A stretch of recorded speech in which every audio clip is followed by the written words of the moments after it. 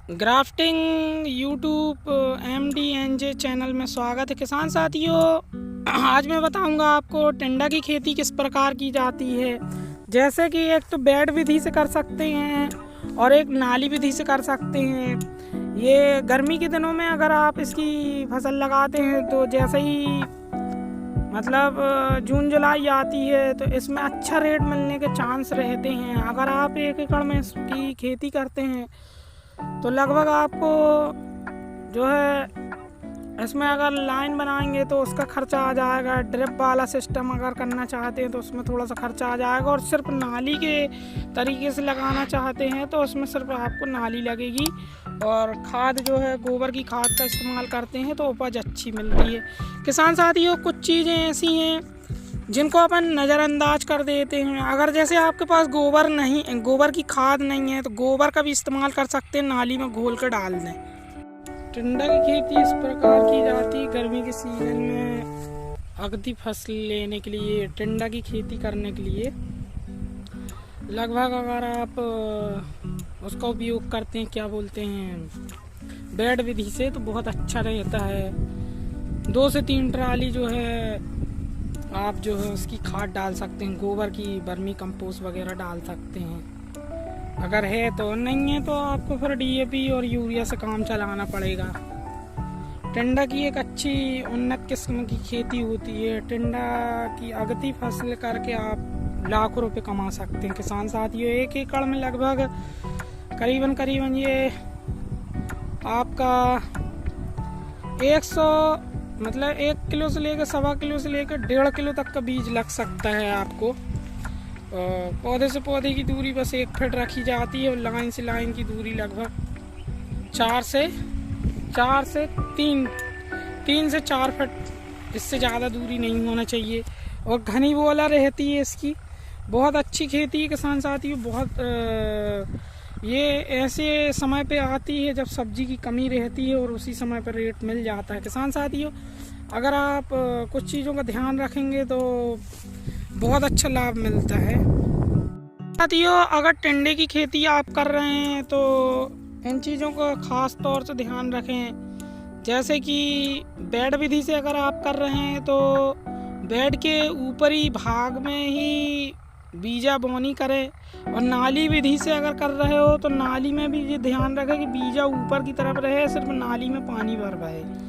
और आप गोबर घोल के भी उपयोग कर सकते हैं, यानी एक कुंड टाइप का बना लें, उसमें गोबर जो अपना देसी गाय का होता है हर नाली टू नाली में छोड़ सकते हैं। गोबर घोल के 2 बाल्टी 1 बाल्टी आए दिन छोड़ते रहें तो उससे जो है उसकी जो जड़ें हैं उनको पोषक तत्व मिलता रहेगा, तो उसमें लागत की कमी आती है। अपनी DAP वगैरह से अपन बचा सकते हैं।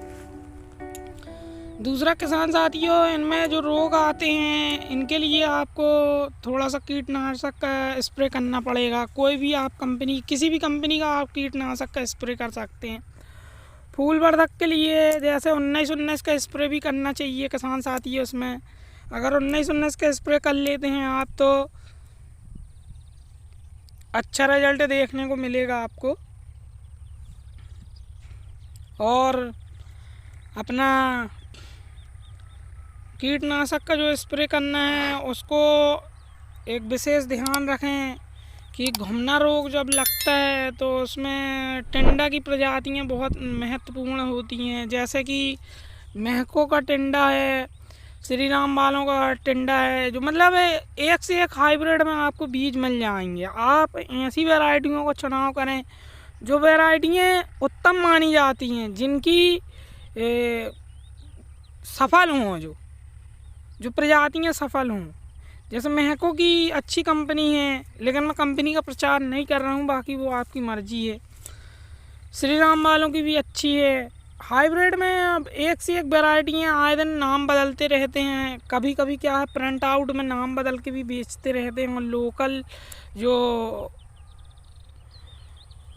बेचने वाले विक्रेता होते हैं उनको क्या है, प्रिंट करवा के कुछ भी छपवा देना।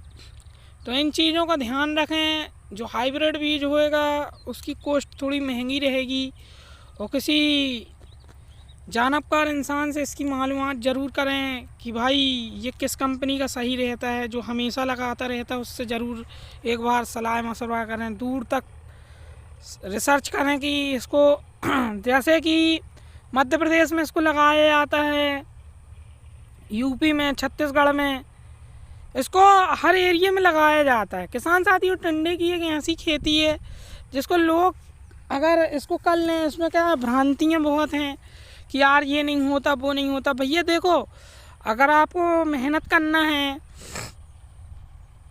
तो आपको ये भी चेक करना पड़ेगा कि भाई किस वैरायटी का हम चयन करें, हमारी मिट्टी कैसी है, हमारी मिट्टी का वातावरण कैसा है।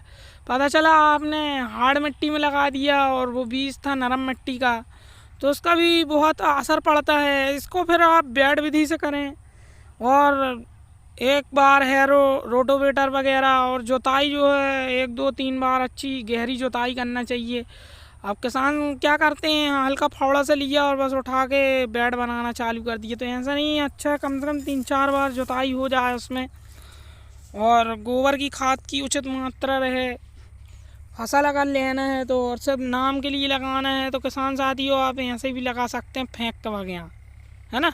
जब अपन मेहनत कर रहे हैं तो उसमें भाई थोड़ा सा हमको मेहनत ऐसी करो जो वाकई में दिखे कि हाँ मेहनत है। गोबर की खाद मैं बार बार इसलिए कहता हूँ कि किसान साथियों, अगर गोबर का आप इस्तेमाल करते हैं तो लागत भी बचती है और फसल अलग ही दिखती है। वो अलग ही फसल देखेगी, आदमी तुमसे पूछेगा भैया तुमने कौन सी खाद डाली है। तुम अगर उसको मस्का भी लगा दोगे ना कि भैया मैंने बहुत महंगी खाद डाली है, वो तो यहाँ मिलेगी नहीं, तो वो मान जाएगा।